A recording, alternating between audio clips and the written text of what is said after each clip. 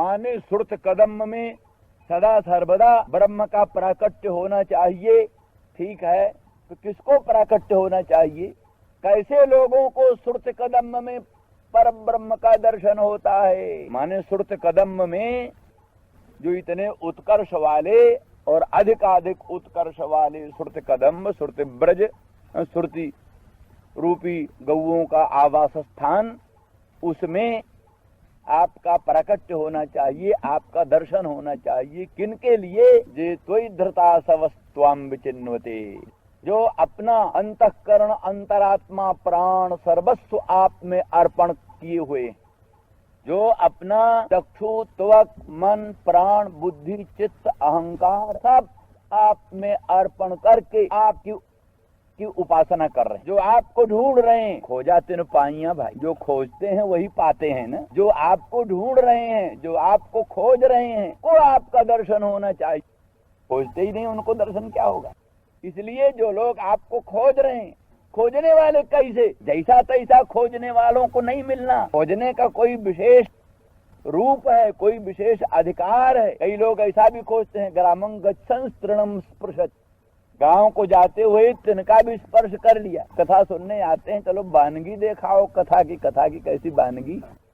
ऐसा नहीं, वानगी देखने से काम नहीं चलेगा। जे त्वयिधृता सवः, आप में अपने असूओं को अर्पित कर दिया है, अर्थात मच्चित्ता मद्गत प्राणा बोधयन्त परस्परम कथयन्तश्च मां नित्यं तुष्यन्त च रमन्त च सततं कीर्तयन्तो माम नमस्यन्तश्च जतन्तश्च दृढ़व्रता नमस्यन्तश्च मां नित्यम। नहीं, वो दूसरा होगा। सततं कीर्तयन्तो माम जतन्तश्च दृढ़व्रता। इस तरह से जो सदा सर्वदा आप में ही अपने चित्त को अर्पित कर चुके हैं, आप में ही अपने मन को, बुद्धि को अर्पित कर चुके हैं, जिनका प्राण धारण भी आपके निमित्त है। आसुप्ते राम मृत कालन नयद वेदांत चिंतया, जब तक सो न जाओ, जब तक मर न जाओ, निरंतर ब्रह्म की चिंतन में ही, ब्रह्म की चिंता में ही लगे रहो। आसुप्ते राम मृत कालम नयद वेदांत चिंतया, सोने तक और मरने तक, सोना और मरना ही अवधि है। सो जाए तब चिंतन बंद होगा, मर जाए तब चिंतन बंद होगा। उसके बीच में सोने के पहले, मरने के पहले क्षण भर के लिए चिंतन न बंद हो।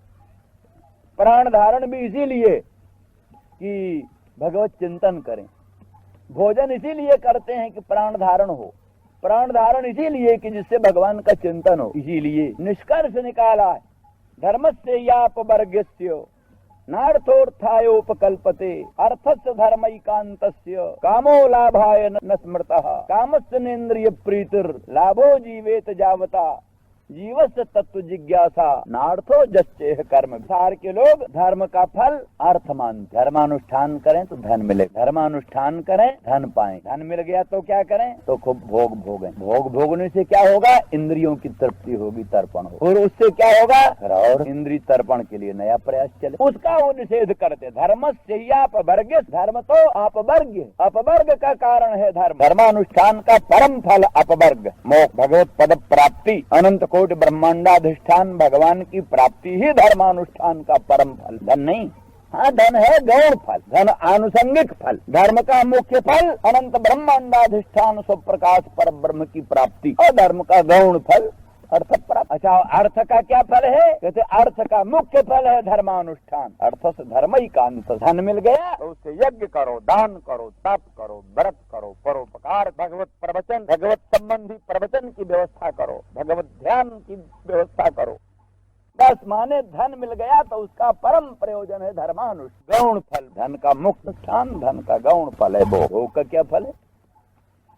कहते कामस्य नेन्द्रिय प्रीति ही धर्मैकान्तस्य अर्थस्य, धर्मैकान्तस्य अर्थस्य कामो न लाभाय स्मृतः। धर्मैकांत जो धर्म है, धर्मैकांत जो धन है, धर्म ही जिसका परम प्रयोजन इस प्रकार का जो धन है, उस धन का भोग फल नहीं, भोग फल नहीं, किंतु धर्म ही उसका मुख्य, किंतु उसका गौण फल काम। तो काम का मुख्य फल इंद्रिय तृप्ति नहीं, इंद्रिय तर्पण नहीं, किंतु काम का मुख्य फल जीवन प्राण धारण। लाभो जीवेत जावता, जावता जीवेत, जीवन धारण हो जिससे, बस भोग का उतना ही। जीवन धारण ही भोग का फल है, इंद्रिय तर्पण भोग का फल नहीं, प्राण धारण फल है।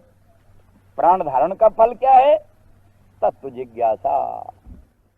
प्राण धारण हुआ, इसका ये फल है कि तत्व को जानें, तत्व को समझें, तत्व को विचार करें, यही जीवन का फल। इसीलिए भोजन करो, पानी पियो, पर इसका उद्देश्य ये है, पानी पीने से, भोजन करने से प्राण बने रहेंगे, शरीर स्वस्थ रहेगा, भगवान का ध्यान करेंगे, भगवान का चिंतन करेंगे, भगवान का जप करेंगे, भगवान का साक्षात्कार करेंगे।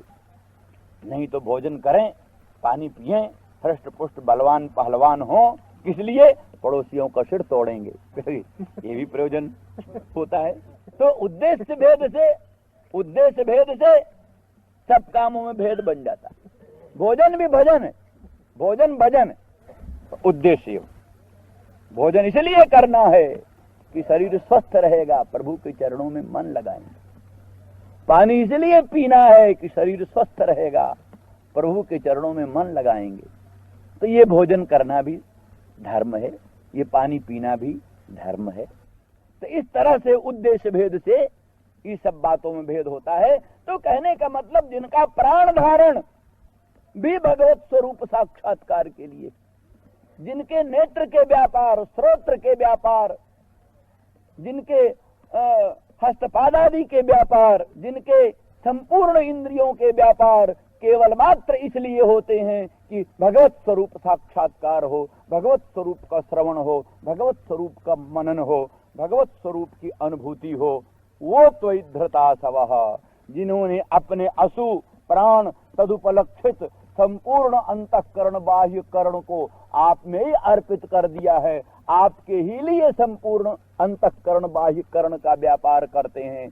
ऐसे जो त्वयिधृता सवः, आप में सर्वस्व अर्पण करके, अंतःकरण बाह्य करण सब कुछ आप में अर्पण करके, और निरंतरं त्वां विचिन्वन्ते, निरंतर आप कोई, त्वां विचिन्वते, निरंतर आप कोई ढूंढते हैं, आपका ही अन्वेषण करते हैं। श्रुतियों ने जहाँ किसी ने तीर्थों में भी जाते हैं, किस लिए जाते? भगवान को ढूंढते जाते। द्वारका धाम में गए, किस लिए? भगवान को ढूंढने गए। रामेश्वर धाम गए, किस लिए? भगवान को ढूंढने गए।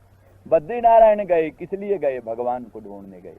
वहां कोई संत मिले, संतों से भगवान की बात पूछा, कोई महात्मा मिले, उनसे भगवान की बात पूछा, कोई भक्त मिले, उनसे भगवान। अरे गोपांगनाओं ने तो एक एक वृक्षों से भगवान का समाचार पूछा था। बड़े पिपल को देखा, बड़े बट को देखा, बड़े कदम्ब को देखा, निम्ब को देखा, कुटज को देखा, किसी किसी छोटे छोटे जो तृणों से, कुशकाशों से, तुलसी से, और विभिन्न विभिन्न ढंग के चेतना चेतन स्थूल सूक्ष्म लघु बृहत प्रत्येक तत्व से भगवान को ढूंढ रहे हैं, भगवान को पूछ रहे हैं, भगवान कहाँ गए, तुमने देखा है, बताओ भगवान। इस तरह से जहाँ भी कहीं घूमते हैं, भगवान को ढूंढते हुए घूमते हैं। ब्रह्मलोक में, इंद्रलोक में, जहाँ जहाँ जाते हैं, तीर्थों में, क्षेत्रों में, शास्त्रों में, पुराणों में, इतिहासों में, संतों में, महात्माओं में जाते हैं। एक उद्देश्य ही है कि किससे भगवान मिल जाए, किससे भगवान का संदेश मिल जाए। अरे कहते हैं भगवान की ओर से आई हुई वायु को भी बड़े आदर के साथ ग्रहण करते। तस्यै नमोस्तु वृषभानुभुवो दिशेपि, जिस दिशा में, जिस दिक में रासेश्वरी नित्य निकुंजेश्वरी वृषभानुनंदिनी भगवती राधा रानी रहती हैं, भावुक उस दिशा को नमस्कार कर रहे हैं। तस्यै नमोस्तु वृषभानुभुवो दिशेपि, जिसमें जहाँ रासेश्वरी नित्य निकुंजेश्वरी राधा रानी भगवती के आविर्भाव का स्थान है, उस दिशा को